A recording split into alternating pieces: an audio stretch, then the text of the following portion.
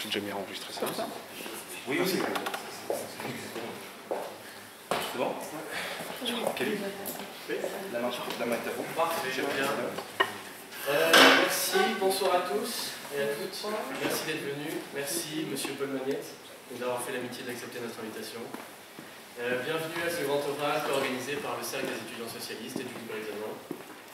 Ce grand oral s'inscrit dans une suite de rencontres imaginées par les étudiants du Cercle du libre examen, à laquelle on ne confronte pas deux idées divergentes, mais on confronte un seul invité à sa propre idéologie et peut-être à ses contradictions. Le Parti socialiste naquit en 1885. Cette nouvelle pensée, façon de penser l'idée sociale, conquit le cœur d'un groupe d'étudiants seulement 10 ans après le Parti ouvrier belge. En 1895 fut fondé le Cercle des étudiants socialistes. 120 ans d'histoire à l'ULB, année après année, combat après combat. Les ES ne cessèrent de promouvoir l'idée d'une priorité sociale de la société. Les ES ont cependant toujours été indépendants. Notre indépendance de tout parti politique nous a toujours permis de travailler librement à imaginer notre futur. Cette indépendance nous a aussi permis de nous éloigner des contraintes pour ce qui serait presque une devise à la liberté de penser. La jeunesse socialiste a toujours eu à cœur de vivre cette indépendance, parce que nous voulons grandir selon nos choix et notre vision.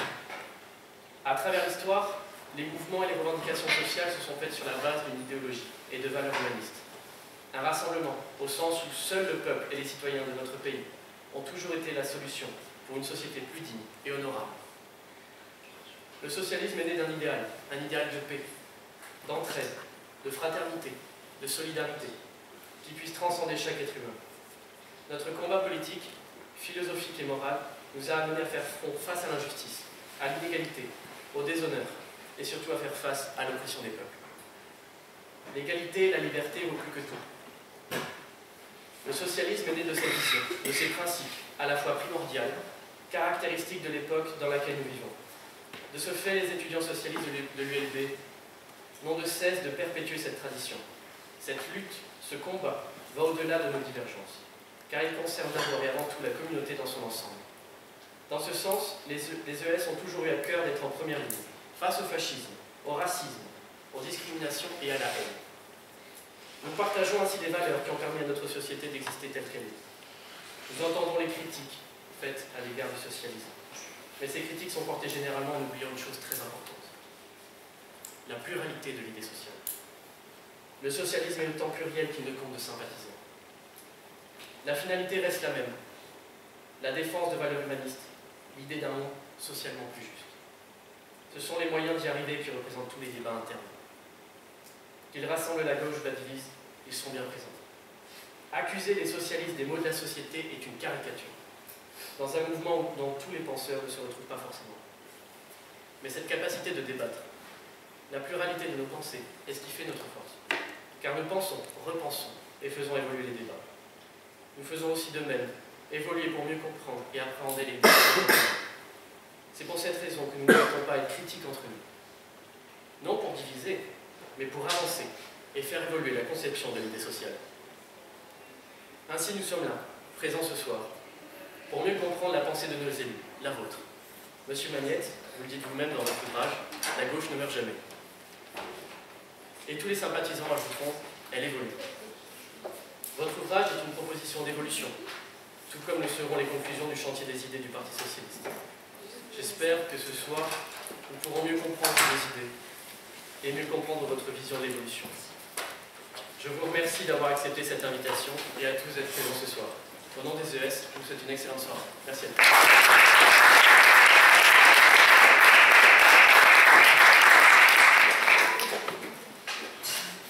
Merci Kevin, camarade, pour ce discours. Je me permets moi aussi de vous remercier d'être ici ce soir, malgré la brassicole et le beau temps. Merci aux résistants qui ont fait le choix d'être ici parmi nous. J'en profite aussi pour remercier M. Maillet d'avoir accepté notre invitation, de s'être prêté à l'exercice de ce soir. Je remercie mon très cher rédacteur en chef, Hélène Milgos, qui chroniquera avec nous ce soir, Jean Metzger, qui est sous sa casquette de secrétaire général des étudiants socialistes, mais c'est mon meilleur délégué communication du Cercle du libre examen aussi. Voilà. La démarche que nous on a prise ici au Cercle du libre examen, avec l'aide des étudiants socialistes aujourd'hui, de proposer cette nouvelle marque des grands taureaux du cercle de libre examen, c'est d'élever le débat journaleux sur les mesurettes votées par-ci ou par-là à un plan plus purement idéologique, parce que nous estimons qu'il manque un peu de débat idéologique dans la sphère politique actuelle. C'est pour ça, d'ailleurs, que nous invitons, comme on a déjà eu M. Dulkeridis d'Ecolo, nous avons aussi M. Magnette du Parti Socialiste, nous aurons Richard Miller pour le mouvement réformateur, pour le moment c'est ceux qui sont prévus, et David Pestiot pour le PTB. Voilà. Il y a Fida Bachir, mais plutôt la question du féminisme. Voilà. Sans trop tarder, vu qu'on a déjà pris un peu de temps, depuis le Carnion jusqu'au dernier chantier des idées, l'évolution de la gauche en général et de la pensée socialiste en particulier, que ce soit en Europe ou en Belgique, la gauche, et vous me corrigez si ce n'est pas le cas, s'est métamorphosée en tant que ce qu'on appelle aujourd'hui communément la social-démocratie, qui a fait le choix, le compromis, plutôt de réguler le capitalisme au lieu d'amener une alternative au système. Dans votre bouquin, vous dites que la gauche est systématiquement anticapitaliste, en tout cas dans son ADN. Comment commenterez-vous, en fait, vous qui êtes aussi professeur de sciences politiques ici dans notre alma mater, cette évolution? Êtes-vous d'accord avec? Je vous donne.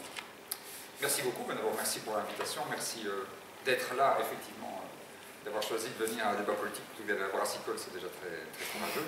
On va essayer de ne pas la faire trop longue, comme ça vous pourrez faire l'un et l'autre sur la même soirée. Et quand j'étais invité, j'ai accepté tout de suite, parce que j'ai eu le souvenir, quand j'étais étudiant, d'avoir participé à un débat des étudiants socialistes avec Philippe Busquin à l'époque, et on était à mon avis encore 2 fois moins nombreux que ce soir, et donc ça avait été, mais ça avait été une très belle soirée, parce que c'est justement l'occasion, quand on n'est pas devant d'être trop grands auditoires, maintenant vous filmez tout ce que je raconte, donc je vais quand même faire attention à ce que je dis. C'est aussi l'occasion d'avoir un échange peut-être plus direct et plus franc que dans des cadres plus formels. Alors, vaste question pour commencer.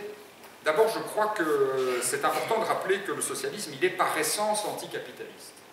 S'il oublie ça, alors il oublie sa raison d'être, parce qu'il est né comme ça. Il est né au moment où le capitalisme se constitue, hein, vous l'avez rappelé, fin des années, deuxième moitié du 19e siècle, et il est né comme une protestation, un cri de protestation en disant « nous ne sommes pas des marchandises ».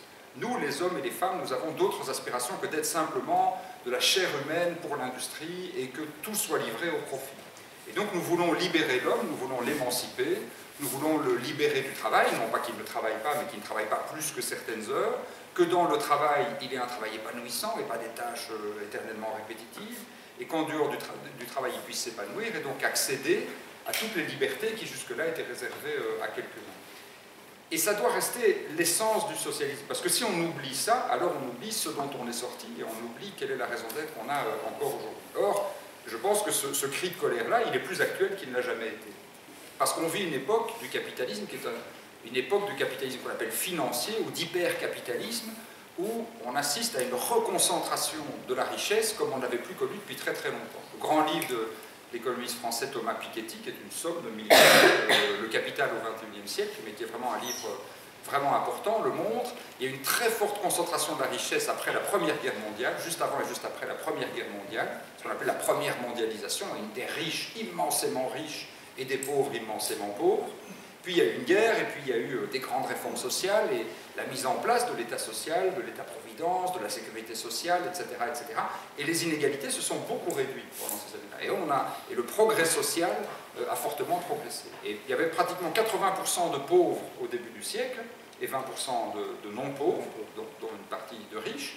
Et le rapport s'est inversé. Aujourd'hui, il y a encore 20% de pauvres, c'est beaucoup trop, mais il y en a 80 qui ne sont plus pauvres, qui sont sortis de la pauvreté. Donc il y a eu vraiment quelque chose de spectaculaire, mais on vit une phase de régression à l'échelle mondiale.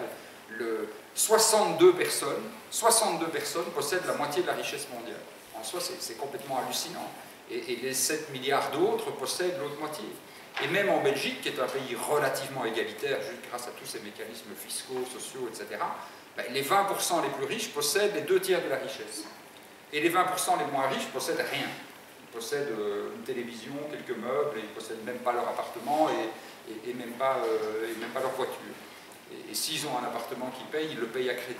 Et donc il y a là un retour des rentiers, un retour de l'inégalité, un retour de la concentration du capital, et c'est ça l'essence du capitalisme qui est terrible. Et donc ça devrait redonner aux socialistes le courage de se dire, eh bien, notre message, notre politique, il est plus actuel que jamais. Mais justement, la réponse actuelle que les socialistes amènent, que ce soit au niveau national ou au niveau européen, est-ce que c'est dans l'agenda politique de cette essence anticapitaliste dont vous parlez? Mais je crois que donc, dans le rapport au capitalisme, qu'est-ce qu'on fait? La première chose, c'est de dire il faut réduire l'espace du capitalisme. C'est-à-dire il faut dire il y a toute une série d'activités qui ne doivent pas, dont on ne doit pas accepter qu'elles soient gérées de manière capitaliste. Quand j'étais étudiant, à un moment donné, il y a eu un débat parce que dans le Janson, certains voulaient, pour faire des économies, mettre des publicités dans le Janson en disant ça va nous rapporter un peu d'argent, etc. C'est un mouvement étudiant en disant c'était un scandale, on va mettre des publicités à l'université. Eh bien, ça, c'est déjà une forme de résistance au capitalisme. C'est-à-dire il y a des lieux où la logique de profit ne peut pas pénétrer. La culture, l'enseignement, la santé, des lieux comme ça qui doivent rester en dehors de la logique du capitalisme. Et ça, c'est un premier travail de résistance qui n'est pas facile parce qu'il y aura toujours ceux qui veulent faire du profit qui vont essayer de faire en sorte qu'on marchandise certains secteurs. Et donc, disons, pas de logique marchande dans tel et tel endroit, c'est un premier élément.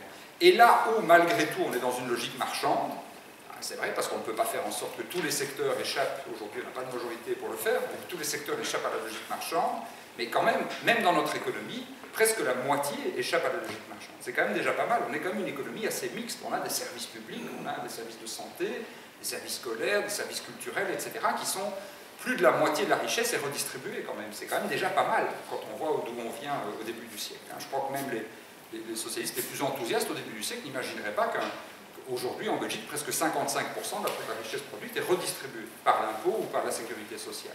Et elle est soit aux gens, soit pour constituer des services. Donc ça veut dire que c'est déjà une fameuse entrave à la logique du capitalisme.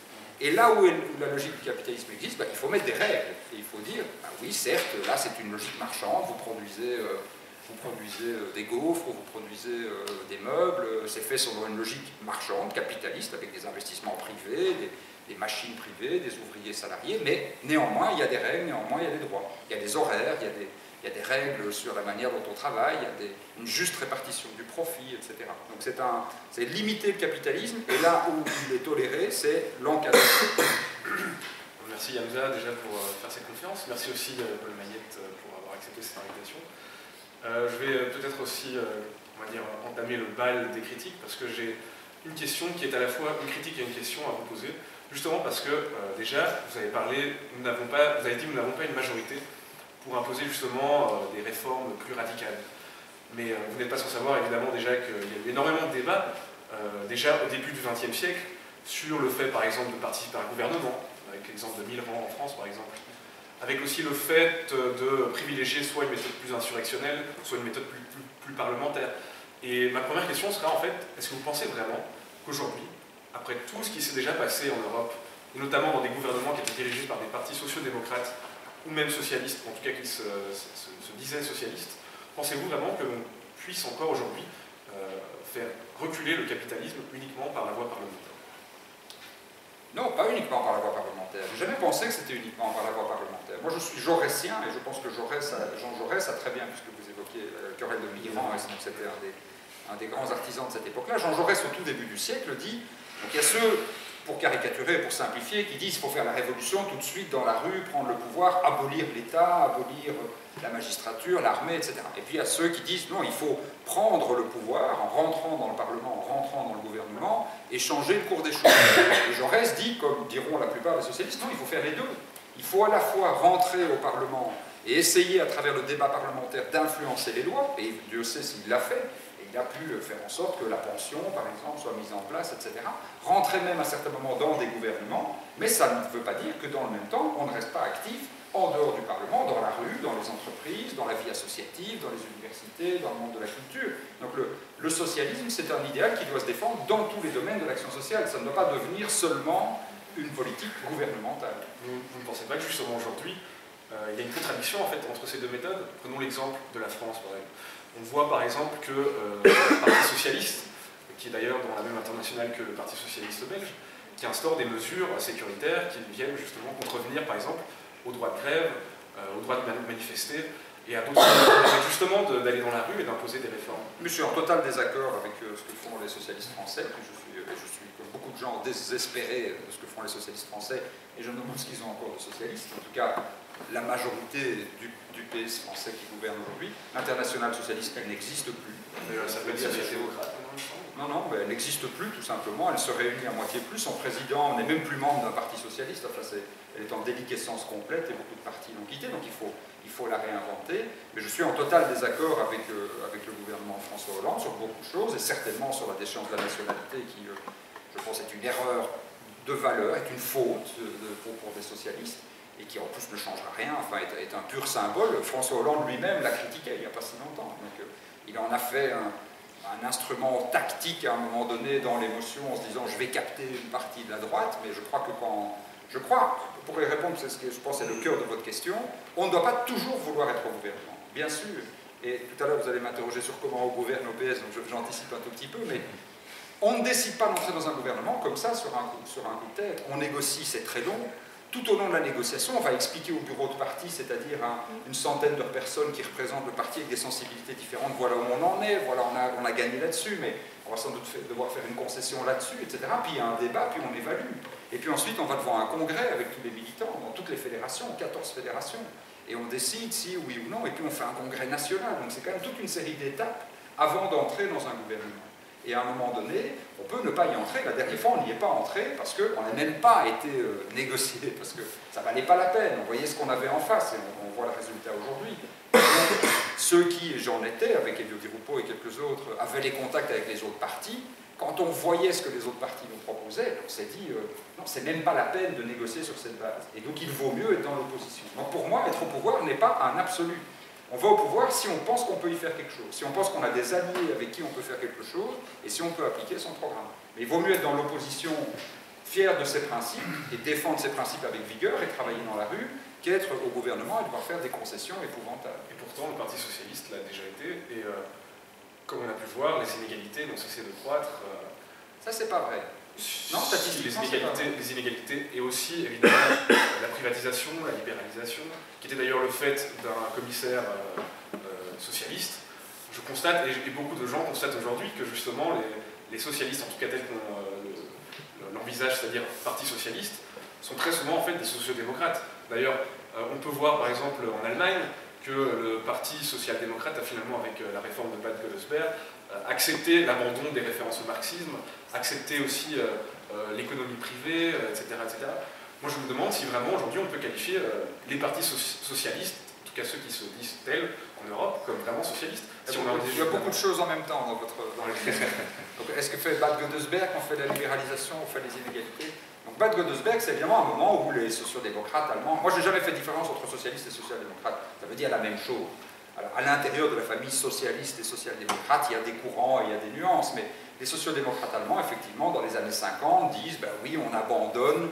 À un moment donné, si vous voulez, la schizophrénie des socialistes, c'était d'avoir un discours très marxiste orthodoxe et une pratique dans laquelle ils faisaient des compromis.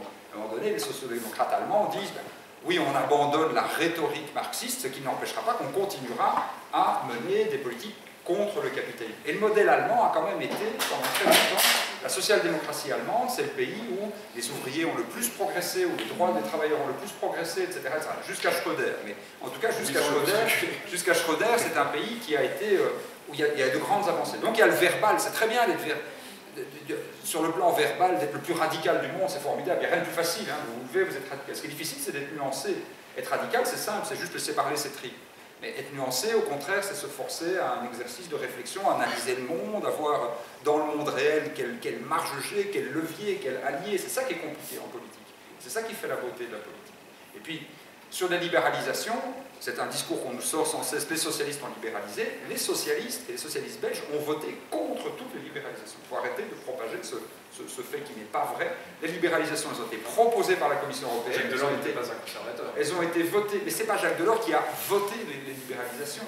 C'est la partie de la Commission. Il faisait partie de la Commission, mais il était effectivement, il y avait des socialistes et des sociodémocrates dedans, mais ça a été voté par un Conseil européen qui était en large partie, un Conseil des ministres européens qui était en majorité conservatrice, avec un Parlement européen qui était en majorité conservateur, et puis ensuite, effectivement, on se les ramassait sur la tronche au niveau national et on a dû le transposer. Et les inégalités, elles croissent, c'est vrai, mais en Belgique, non. Encore, les derniers rapports du Fonds monétaire international ont montré, l'indice de Gini, vous avez sans doute entendu parler, qui est l'indice qui mesure l'écart, les écarts de richesse, eh bien, on est un des pays où, malgré la crise, les écarts de richesse ont le moins progressé en Belgique. Donc, on a une espèce d'exception. Alors parmi les plus riches, dans les 10% les plus riches, le pourcent le plus riche explose en richesse. Mais à part cela, dans le reste de la population, globalement, les inégalités n'ont pas progressé. Et ça, c'est grâce à un système fiscal qui est un des plus redistributifs du monde, et c'est grâce à une sécurité sociale qui est une des meilleures du monde. Ça ne veut pas dire qu'on ne peut pas faire encore mieux, mais il faut quand même reconnaître aussi qu'on a mis en place des politiques qui sont efficaces. Dernière question, parce que justement, et puis après je laisserai le moment, ne vous inquiétez pas. Mais justement sur le contexte européen, j'entends très souvent qu'en effet, on n'a jamais eu de majorité parlementaire au Parlement européen ou de majorité au niveau des États. Mais il y a bien eu un contre-exemple. Fin des années 90, on a vu, quand par exemple la gauche était arrivée au pouvoir en France, qu'il y avait une majorité de gauche dans toute l'Union européenne, mais de gauche social-démocrate. Qu'est-ce qui s'est passé? On a pu voir en France, par exemple, la plus grande privatisation, on a vu les inégalités croître, on a vu justement aussi l'acceptation de plusieurs traités européens qui n'étaient pas en faveur d'une répartition des richesses. Donc, moi, je me demande vraiment, quand justement il y a une majorité... Parce que vous faites des grands mélanges, franchement. Il faut, libre examen, c'est aussi la rigueur dans les faits. Quels sont les traités qui ont été adoptés à la fin des années 90? Il y a eu le traité d'Amsterdam, il me semble. Oui. C'est le traité le plus de gauche de toute l'histoire de la construction européenne. Il a entériné le traité de Maastricht, il a entériné... le traité de Maastricht, c'est un traité très libéral, adopté, il n'a pas été... où les sociodémocrates étaient en grande minorité. L'acte unique aussi. Mais je suis d'accord pour dire que à les années 90, je l'ai dit, je l'ai écrit à il y a une immense occasion manquée pour les sociodémocrates. C'est vrai, il y avait un moment donné où, de mémoire, 11 des 15 gouvernements étaient à participation socialiste, et donc c'était une occasion unique de corriger. Il y a quand même eu une correction. Le traité d'Amsterdam, c'est le premier qui introduit la convergence des normes sociales, qui essaye justement de rattraper l'erreur du traité de Maastricht, qui était de faire de la monnaie sans mettre du social. Mais ce n'est pas suffisant, je suis d'accord avec vous. Ce n'est pas suffisant parce que les sociodémocrates étaient, divisés, les socialistes étaient divisés, et que deux, oui, il y avait Tony Blair qui, à ce moment-là, et Gerhard Schröder en Allemagne, qui était la version socialiste ou social-démocrate, qui, à ce moment-là, était en vogue. Et donc, qui, malheureusement, n'a pas tiré tout ça suffisamment à gauche. Là, je suis le premier à le reconnaître. Mais il faut avoir conscience aussi que les socialistes belges, au Parlement européen, on est considérés comme des crypto-communistes, pratiquement, parce qu'on est à la gauche du groupe socialiste. Les socialistes français sont moins à gauche que nous, les socialistes allemands sont moins à gauche que nous, les seuls qui sont aussi à gauche que nous, c'est peut-être les Portugais, avant c'était les Grecs, mais ils ont implosé, voilà, mais on est dans le curseur du PS belge, on est très à gauche dans la famille des socialistes. Justement, vous parlez des différents gouvernements, des différentes formations socialistes en Europe, mais là je pose la question au professeur de sciences politiques que vous êtes. Le virage libéral... En congé politique. En congé politique, c'est filmé, c'est précisé. Comment expliquez-vous le virage dit libéral sur les questions économiques, voire même non sociétales, du Parti socialiste français? Là, je pose la question au professeur de sciences politiques que vous êtes. Je ne me l'explique pas vraiment. Je pense que, donc, chaque fois que les socialistes français ont été au pouvoir, ils ont dû se poser, c'est normal, la difficile question de maintenant que je suis au pouvoir, comment est-ce que j'applique mon programme? À l'époque de Léon Blum, le Front populaire, quand on voit le Front populaire avec le recul, on dit formidable, c'est vraiment un grand moment de grands avancées de gauche en Europe, puisque c'est à ce moment-là qu'on met les congés payés, la semaine des 8 heures, droit de grève, des grandes avancées, mais on oublie que le Front populaire était très critiqué à gauche à l'époque, en considérant qu'il n'était pas suffisamment à gauche. Mais c'est quand même un moment où la gauche peut être fière des participations et des acquis qu'elle a obtenus. Je pense que la période Jospin, c'était aussi une très belle période de la gauche. Il y a eu les emplois jeunes, il y a eu les 35 heures, il y a eu des grandes avancées sur le plan éthique, etc. C'était un moment où ils ont aussi bien utilisé leur présence au gouvernement. Par contre, l'époque de Guy Mollet, ou l'époque actuelle, que malheureusement j'ai tendance à rapprocher l'une de l'autre, sont des périodes où, effectivement, je pense que la période de Rocard était aussi une période où Rocard a été Premier ministre, a mis en place le revenu minimum et une série d'autres réformes, l'indépendance de la Nouvelle-Calédonie, etc. C'est des moments de grandes avancées. Mais il y a aussi des moments où, malheureusement, oui, ils sont dans des... Et je ne comprends pas les socialistes français. Moi, je soutenais Martine Aubry, malheureusement, elle n'a pas gagné. Mais je ne comprends pas François Hollande. Sachant que j'ai jamais trouvé que Manuel Valls était franchement socialiste. Je pense qu'il était là parce que c'était là qu'il avait le plus de chances de devenir Premier ministre. D'ailleurs, il veut renommer le Parti socialiste en Parti démocrate. D'ailleurs, il veut changer le nom du parti. C'est bien la preuve qu'il n'est pas, je pense, intrinsèquement socialiste. Et je crois que le raisonnement de François Hollande, tactiquement, c'est de se dire la France étant... Il y a une tripartition électorale de la France. Il y a la gauche, la droite et l'extrême droite. Et donc, comme c'est un système très présidentiel, il est devenu encore plus présidentiel qu'avant, puisqu'on est passé à 5 ans avec les élections législatives juste après les présidentielles, la seule élection qui compte pour eux, c'est la présidentielle. Et cette présidentielle, c'est en 2 tours. Donc au premier tour, il faut battre l'extrême droite, et puis au deuxième tour, il faut battre la droite, et pour ça, aller tirer au centre. Ça, je pense que c'est son raisonnement. Donc je crois que c'est un raisonnement purement tactique, et pas un raisonnement idéologique. Et que c'est bien ça tout le problème. Il se dit que ce qu'il a fait sur la déchéance de la nationalité, c'était en disant je peux peut-être récupérer une partie de l'électorat qui va à l'extrême droite. Mais ça, c'est le problème, qui était le même problème avec Ségolène Royal d'ailleurs, qui est de gouverner en suivant l'opinion plutôt que de gouverner en disant à l'opinion voilà, je pense que nous sommes en fonction de nos valeurs. Quitte à ne rester que 5 ans, autant rester que 5 ans, mais faire du bon boulot plutôt que d'essayer d'être réélu et de faire des trahisons. Okay. Je vais peut-être revenir sur votre première phrase où vous dites que le socialisme est foncièrement anticapitaliste. En fait, si je me trompe, vous avez commencé un projet en 2001 de clustering. Donc les clusters sont en fait des grappes industrielles en français. Ça a pour but de créer des synergies entre les entreprises sur un même territoire, principalement pour les PME. C'est un projet qui a déjà eu lieu avant dans d'autres grandes villes comme la Silicon Valley. La Silicon Valley qui est un peu la mecque du capitalisme. Et on a vu là-bas qu'il y a eu des dérives en fait, de ce projet, dont dans une des écoles qui était en lien avec un projet de clustering, où il y a eu 40 suicides en 18 mois. Parce qu'il y a une espèce de course à l'excellence, et que si les étudiants n'avaient pas des notes mirobolantes, ils n'étaient pas acceptés dans cette PME qui est en vérité des multinationales. Et donc je voulais savoir, vous, par rapport à la Wallonie, comment est-ce que vous envisagez ce projet, comment éviter les dérives, éventuellement, est-ce que vous pensez que ça va résoudre les 11,7% de chômage qu'on voit actuellement? Mais la Wallonie n'est pas la Californie, donc la comparaison, pour certaines choses c'est dommage, mais pour d'autres tant mieux. Et donc notamment on a un droit du travail qui n'a rien à voir avec le droit du travail américain, donc on n'est pas du tout dans la même logique. Chez nous il y a des contrats, il y a des syndicats, il y a des délégations syndicales, les droits des travailleurs sont protégés, il y a des juridictions du travail extrêmement élaborées, des mécanismes de sécurité sociale très élaborés, donc c'est pas du tout la même chose. Aux États-Unis, ils sont obligés de gagner énormément pour payer l'école des enfants qui coûte une fortune, pour payer la médecine qui coûte une fortune, etc. Chez nous, l'ensemble, la mutualisation, justement, parce que aux États-Unis, c'est à peu près 35% de la richesse qui est collectivisée, et chez nous, 55%. C'est une énorme différence. Donc ça fait déjà une différence de nature. Après, pour le reste, ce que la Wallonie fait avec le plan Marshall, c'est de la politique industrielle. Donc la politique industrielle, c'est quoi? C'est justement de dire, le capitalisme ne va pas tout régler tout seul. Croire que les industries toutes seules vont trouver la solution à tous leurs problèmes, ça n'a pas marché. À un moment donné, pendant très longtemps, l'État orientait l'organisation industrielle. Soit la régulait très fortement, fixait les prix, fixait une partie des quantités, etc., etc. Et puis à un moment donné, on a voulu supprimer toute intervention de l'État. À un moment donné, il n'y avait plus du tout de politique industrielle européenne. L'Europe ne faisait plus de politique industrielle. Il n'y avait plus que la politique de la concurrence, et on disait, avec la concurrence, les mauvaises entreprises vont disparaître, les bonnes trouveront leur place, et ce sera bon comme ça.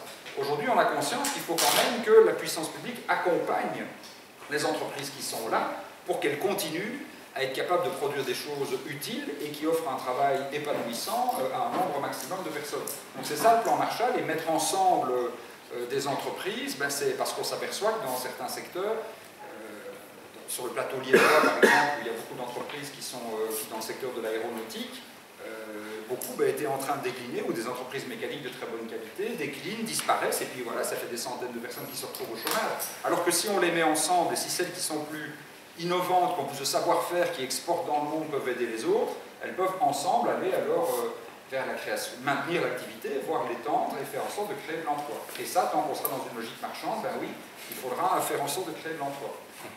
Ok, j'en profite pour passer à notre deuxième thème traité, à savoir la question de l'Europe. On l'a déjà un peu traité. Déjà. Oui, mais je pense que les critiques seront encore plus profondes du projet européen en soi. Au vu du climat actuel dans les contrées européennes, par-ci et par-là, disons-le clairement, l'idée d'une Europe sociale solidaire n'est pas des plus populaires en ce moment. Cependant, vous avez titré dans un des chapitres de votre très bon bouquin, La gauche ne meurt jamais, la gauche a besoin de l'Europe et l'Europe a besoin de la gauche. Donc pour vous, qui avez aussi titré dans un autre ouvrage, Grandeur et misère de l'idée nationale, il est impossible, ou plutôt plus possible, de penser à un socialisme dans le cadre des frontières nationales? Oui, je pense que l'État est devenu trop petit. Depuis toujours, Fernand Braudel, qui est un grand historien de la modernité, montre qu'il y a toujours eu une espèce de course-poursuite entre le capitalisme et l'État. Et le capitalisme a toujours eu une longueur d'avance. Et l'État essaye de rattraper le capitalisme. À la naissance du capitalisme, à la Renaissance, le capitalisme naît dans les villes. Et du coup, les cités s'organisent pour essayer de mettre des règles, pour essayer de contrôler un peu ce monstre, en quelque sorte, qui se développe. Et puis, le capitalisme échappe aux villes. Et on construit les marchés plus larges que les villes, justement pour échapper aux règles. Et à ce moment-là, on construit les États. Et je pense qu'on est dans une étape qui est encore comme celle-là. Le capitalisme a essayé d'échapper à tous les contrôles étatiques. Et il faut bien avouer que l'évolution de la technique, l'évolution technologique aujourd'hui, fait que, oui, un trader, le soir, il peut, en appuyant comme ça sur un clic, faire en sorte de vendre, d'acheter des milliards d'actions, les acheter le matin, de menacer en cours de journée, d'annoncer ou de faire savoir qu'il va y avoir des licenciements dans cette entreprise, ce qui devrait la rendre plus rentable, donc de faire exploser les actions, puis de les revendre le soir. Et de provoquer effectivement les licenciements que ces jeux technologiques ont mis en place. Et donc si on a un capitalisme qui est organisé au plan mondial, mais que l'État reste le seul cas dans lequel on mène des politiques, on ne sera jamais à la hauteur. Même chose pour la fraude fiscale. On a des mécanismes de lutte contre la fraude fiscale en Belgique, mais les grands fraudeurs échappent complètement aux contrôles nationaux. Il faut remettre en place des mécanismes européens, voire mondiaux, de lutte contre la fraude fiscale. C'est-à-dire que le politique, il doit se mettre à la hauteur, si on veut corriger et empêcher le capitalisme de tout dominer, on doit être aussi élevé et aussi organisé que malheureusement ils sont organisés. Oui, oui, en effet, il disait tout à l'heure des critiques plus profondes, moi je dirais plutôt radicales, plus radicales. Car j'ai allégé mon vocabulaire. Merci, c'est gentil. Mais déjà pour répondre à ce que vous venez de dire, alors je ne connais pas assez bien Fernand Braudel, mais je sais que de nombreux historiens ont aussi analysé justement les relations entre l'État et le capitalisme, et ce n'est pas justement, selon en tout cas ces historiens-là, une simple opposition entre le capitalisme et l'État. Bien au contraire, très souvent en fait c'est l'État qui a impulsé le mouvement qui a permis justement l'instauration d'un capitalisme notamment industriel. Karl Polanyi qui a bien expliqué lui aussi, qui est aussi un historien. Très bonne référence. Voilà, qui justement dit que c'est l'État qui a notamment participé à ce qu'il appelle le désencastrement de l'économie. C'est-à-dire le fait de prendre l'économie, qui était auparavant limitée à la fois par les lois, mais aussi les coutumes, les cultures, les traditions, etc. Et bien c'est l'État qui a aussi permis justement, en aplanissant les territoires, en levant toutes les barrières qui existaient dans les localités, etc., en impulsant aussi des politiques industrielles, qui a justement permis au capitalisme de naître et d'être triomphant au début du XIXe siècle. Donc, moi, je ne pense pas que ce soit juste une question de il faut qu'il y ait un État qui se forme pour pouvoir contrer le capitalisme très souvent. Ah non, mais ça vous avez raison. Il ne suffit pas que l'État se forme. Polanyi montre effectivement, ce très très grand livre qui est La Grande Transformation, que c'est pas le capitalisme que l'État construit, c'est le marché. Le capitalisme, il est là. C'est-à-dire des gens qui détiennent de l'argent, qui détiennent des moyens de production et qui veulent faire encore plus d'argent avec cet argent. Mais ils ont plein de barrières, parce qu'il n'y a pas de marché. Et donc ils encouragent la création d'un pouvoir public pour que ce pouvoir public puisse faire sauter les barrières, en interne, mais aussi au plan mondial, pour pouvoir faire du commerce sur l'ensemble du monde et aller piller les Indes, et aller piller l'Afrique, et ramener tous ces produits et faire une énorme valeur. Donc effectivement, le capital utilise l'État, et Marx le montre déjà très bien dans le manifeste du Parti communiste, utilise l'État pour grandir et agrandir les marchés. Mais l'État, l'Union européenne, d'une certaine mesure, c'est la même chose. C'est ça que j'allais vous demander. Mais pas intrinsèquement. Justement similaire à celui de la modernité. Donc quand il y a effectivement... Avant c'était aller du local vers le national, maintenant c'est du national vers le supranational. Est-ce qu'il n'y a pas justement un mouvement qui cherche encore plus à renforcer le capitalisme et non pas à créer une instance publique qui pourrait réguler l'État? Moi je suis personnellement... personne ne connaît ce courant politique, je pense ici, mais je suis personnellement conseilliste. Je suis pour une démocratie des conseils ouvriers. J'imagine que vous connaissez, en fait. Mais justement, ces courants-là favorisent une vision de la démocratie directe, de la démocratie locale, etc. et s'opposent au mouvement de constitution d'un État. Et ce qu'on voit aujourd'hui, c'est que non seulement l'État est finalement en effet la dernière barrière contre la mondialisation, contre les mouvements effrénés de libéralisation et de libre-échange, mais en même temps, l'État c'est en train de se faire déposséder presque volontairement de ce qui permet justement de limiter le capitalisme. Donc là, il y a une instance supranationale qui se constitue, qui cherche à accentuer le mouvement du capitalisme. Pensez-vous vraiment qu'on puisse constituer un État dans ce contexte-là? L'Europe, elle n'est par essence ni libérale ni sociale. L'Europe, elle est un cadre. Et au départ, elle était plutôt sociale. Elle a quand même fait en sorte que le libre circulation des travailleurs, les travailleurs migrants italiens qui sont venus travailler chez nous, etc., puissent avoir une égalité de droits. Elle a fait énormément pour l'égalité de droits entre les hommes et les femmes, beaucoup plus que la législation nationale. Donc il y a quelque chose, c'est un noyau socialiste en soi. Ben, la CECA, c'était quand même hyper régulé. C'était régulé, organiser des quotas de production pour la production de l'acier et du charbon. C'était faire en sorte justement d'éviter que ce soit le capitalisme qui gère tout, et ça aurait été un carnage. Donc c'était quand même organisé, et c'était accompagné. Mais il y a effectivement le tournant néolibéral des années 80, il a marqué aussi le projet européen. Et le projet européen a changé de nature dans les années 80, dans les années 1980, quand on l'a utilisé pour construire le marché unique. Et un des plus grands drames, entre guillemets, ça a été la libéralisation des mouvements financiers. Parce que la libéralisation du capital a ouvert à ce moment-là les vannes à un nouveau capitalisme financier. Mais moi je suis conseilliste aussi. Je pense ça très bien. Vous êtes en live. Ce que je vais vous expliquer, ce que je veux vous dire, c'est que qu'est-ce que ça veut dire conseilliste? Ça veut dire que dans l'entreprise, les ouvriers participent, c'est pas très loin de la cogestion ou de l'autogestion, participent à l'organisation de l'entreprise. Moi je suis pour que les ouvriers et leurs représentants soient associés à toutes les décisions stratégiques de l'entreprise. Le conseillisme ne veut pas juste la participation, il veut l'autogestion, c'est-à-dire que les ouvriers puissent posséder leurs moyens de production, puissent les posséder, c'est encore mieux. Et à petite échelle, il y a les coopératives, il y a plein de choses, et c'est un mouvement qui est en train de renaître.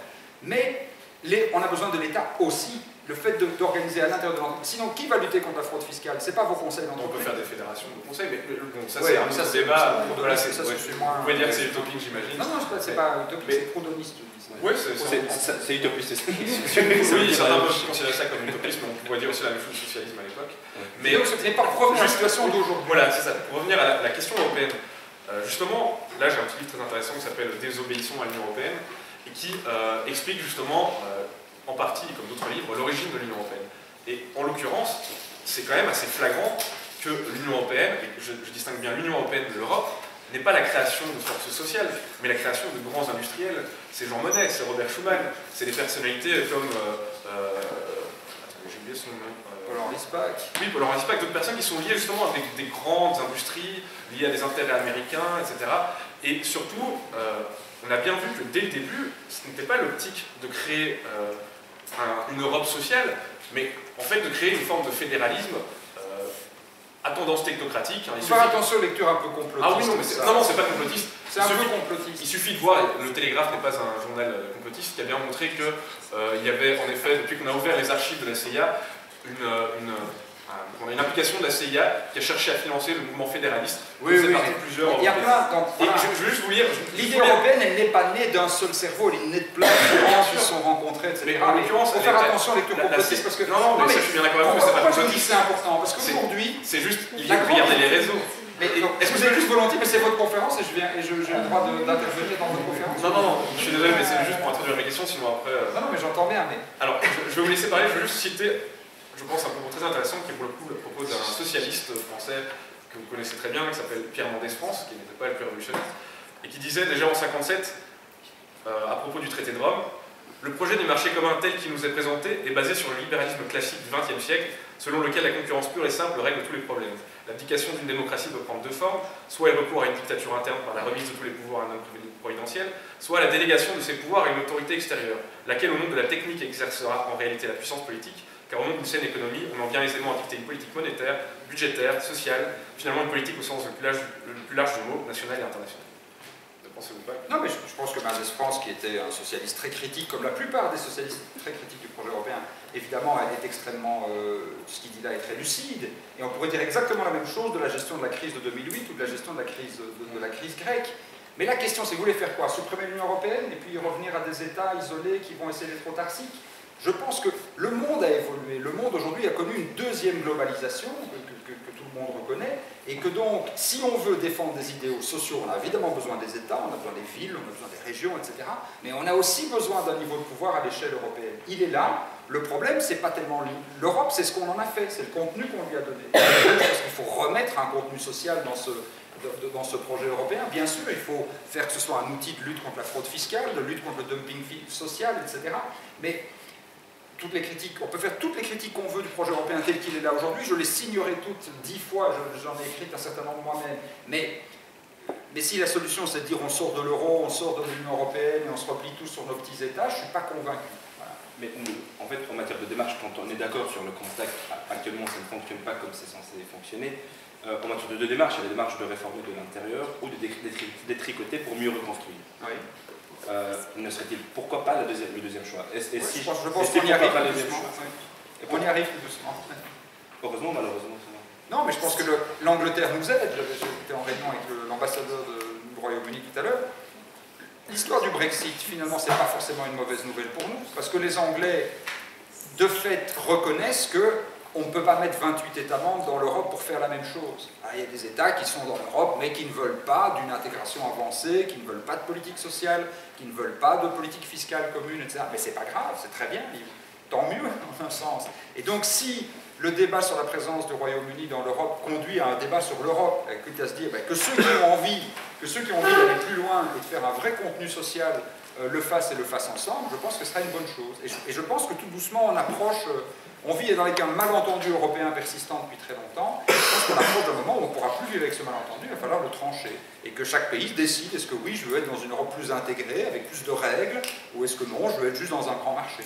J'en conclus que vous êtes pour une Europe fédéraliste, pour une intégration fiscale plus... Parce que pour le moment, il n'y a que la politique monétaire qui est gérée sur le niveau européen, alors que les politiques budgétaires et fiscales sont encore de la politique budgétaire est de plus en plus gérée par la Commission, mais en tout cas de plus en plus contrainte par les normes européennes. Par les normes européennes. Oui, voilà, justement. Et donc, vous êtes plus qu'on aille vers cette politique-là, à savoir... Je pense que c'est pas plus ou moins l'intégration, c'est pas tellement ça. Moi, je pense qu'en matière de sécurité sociale, par exemple, je ne veux surtout pas que l'Europe s'occupe de sécurité sociale. Parce qu'on a un des systèmes de sécurité sociale les plus élevés d'Europe. Et donc, si l'Europe s'en mêle et qu'on essaie d'harmoniser, on va forcément réduire notre niveau. Donc, je ne veux surtout pas qu'elle s'en occupe, qu'elle laisse les États s'occuper. La seule chose qu'elle doit faire, c'est créer un régime de sécurité sociale pour les migrants. Et si elle avait voulu faire quelque chose d'utile dans la crise des réfugiés, au lieu de faire ces conneries de plans de répartition qui ne marcheront jamais, parce qu'on ne permettra jamais à un homme qui a décidé qu'il va aller vivre en Allemagne ou en Angleterre de dire non, toi ce sera en Slovaquie et toi ce sera en Autriche, ça ne marchera pas. Les hommes sont libres par essence et ils iront là où ils ont envie d'aller, surtout quand ils ont traversé la moitié de l'Europe et du Moyen-Orient au risque de leur vie, donc évidemment ils iront, donc ça ne marchera pas, c'est complètement illusoire. Plutôt que de payer la Turquie pour cette politique insensée de mettre en place des contrôles, la seule chose utile qu'on devrait faire, c'est de dire, il y en a autant qui vont arriver. Dans un premier temps, ça va coûter aux États, il faut le reconnaître, les réfugiés qui s'installent ici vont contribuer à la richesse collective, mais c'est pas au premier jour. Au premier jour, il faut les accueillir, il faut un logement, il faut une école, il faut ceci, il faut cela. Ça coûte autant, eh bien, on crée un système de sécurité sociale commun pour aider les États qui accueillent aujourd'hui ces réfugiés. Ce sera la seule politique intéressante. Et c'est en ça qu'on a besoin aussi de l'Europe. Et si on n'a pas l'Europe, alors on n'a pas d'Europe sur la crise de l'asile aujourd'hui. C'est pour ça qu'on a le bordel qu'on a aujourd'hui. C'est que l'Europe n'existe pas sur cette question. Alors que feriez-vous pour que l'Europe change? Quelle est selon vous la stratégie à très compliqué. Je pense qu'il faut le grand débat sur la nature de l'Europe et comment faire pour l'intégrer davantage. Il va venir. J'attends le Brexit, on verra bien si c'est oui, si c'est non. Mais de toute façon, il y aura une réforme des traités. Et la réforme des traités, ce sera une bonne occasion. C'est comme les réformes de l'État en Belgique. Ce sera une bonne occasion de remettre un certain nombre de principes. Il faudrait que le gouvernement fédéral belge soit un petit peu plus volontaire, que ce ne soit pas la ligne de la NVA qui domine la position belge. Ça, c'est un autre problème. Et ensuite, il faut construire des majorités. C'est pas facile, mais la politique, c'est pas facile. S'il y avait qu'à décréter et dire c'est comme ça, il n'y a qu'à, Faucon, ça serait facile. Oui, c'est selon laquelle vous nous assène, mais vous n'êtes pas pour, par exemple, la politique de la chaise vide? Qu'est-ce que vous en pensez, par exemple? Belgique fait la chaise vide, tout le monde s'en fout. Bien sûr. Il peut y avoir des alliances aussi. Je ne crois pas que ce soit une tactique qui soit très efficace. Je pense qu'on doit utiliser tous les moyens qui sont les nôtres. Sur le TTIP, par exemple, la Wallonie a cette chance unique d'être un des 3 seuls parlements en Europe qui pourra ratifier ou pas ratifier le TTIP. Et donc, je suis allé voir la commissaire en lui expliquant, voilà, nous, on n'aime pas ça, ça, ça et ça dans le TTIP. Et donc, si ce n'est pas corrigé, on ne le ratifiera pas. Mais ça nous donne du pouvoir. Mais la politique de gauche,